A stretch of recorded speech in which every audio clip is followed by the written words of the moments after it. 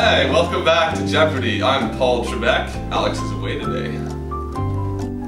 If you're just joining us, we've already extinguished these categories.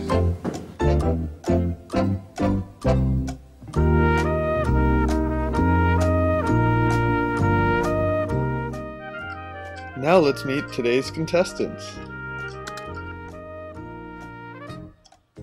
Hilary, Ryan, and our defending champion, Nicole.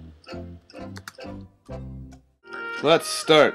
I'll take chemical agriculture industry for 400. Increase in gas prices, global population growth, efficient technology, potash surplus, reduction in arable land, mergers and consolidations, rise in average global temperature.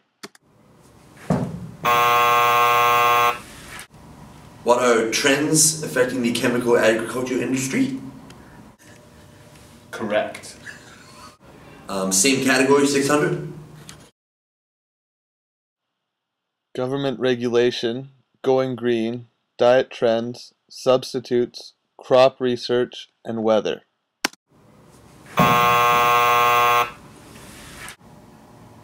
What are key uncertainties and their measure of impact?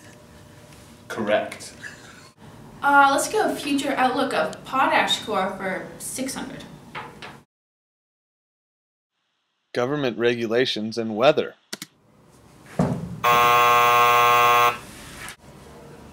What are the two uncertainties with the highest potential impact on potash core? You can make this. Why, yes. Do you know why they have the highest potential impact? Would you like to know why? Well, weather is always a very uncertain force for farming, and therefore affects fertilizer suppliers such as Potash Corp. As for government regulations, well, let's go to a commercial. Government policies relative to resources and exports would affect investments, trade patterns, and market conditions. The implementations of high taxes on the resources sector would reduce the attractiveness of investing in new large-scale projects, slow capacity growth, and eventually promote developments abroad. Environmental concerns have resulted in new regulations in a greater number of countries on atmospheric emissions from the manufacture of nitrogen products, on soil and water pollution from phosphate production and potash mining, and on the disposal of phosphogypsum and waste salts. The emergence of new regulations influences the compliance costs. Legislation aimed at reducing carbon emissions may impact the competitiveness of the nitrogen industry in a few countries and may also lead to carbon leakage and higher production costs. Welcome back. Same category for 200. Potash Corp receives high demands from farming partners due to extremely profitable weather conditions, and no new government regulations affect the industry, allowing current operations to continue.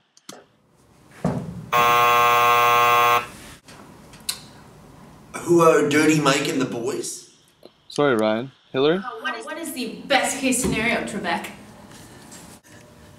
Correct. Same category for 400. Potash Corp experiences decreased demand from farming partners due to extremely unprofitable weather conditions and new government regulations restricting past operations.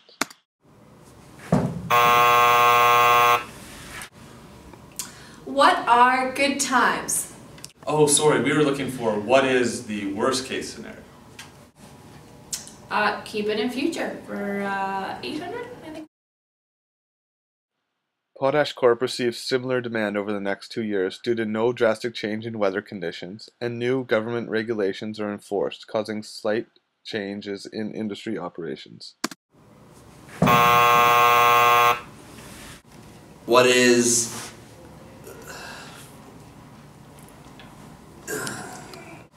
What is a moderate case scenario?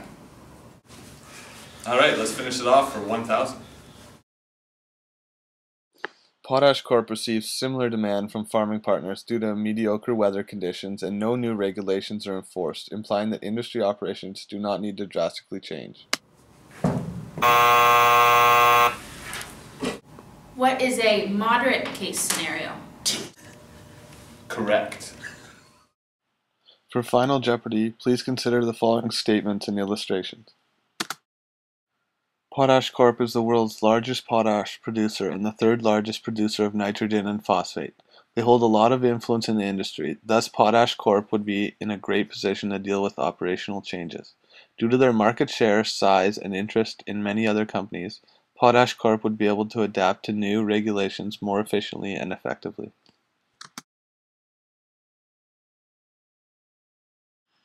The company is highly dependent on the potash sector of their operations. If there was a shocking decline or shift of demand in the potash market, then the company will struggle to meet quotas, ratio stipulations, and turn a profit. Potash Corp is in a great position to acquire interest in other companies, gaining even more market share and influence in the industry. Conduct heavy R&D for more efficient machinery, operations, and new products in order to keep up and compete with any potential new substitutes. Green alternatives and substitutes for fertilizers. Alright, let's see the answers. Let's start with our defending champion. Nicole, your answer please. What is Porter's 5 forces? No, I'm sorry, that's not correct. What did you wager? $2,000. Alright.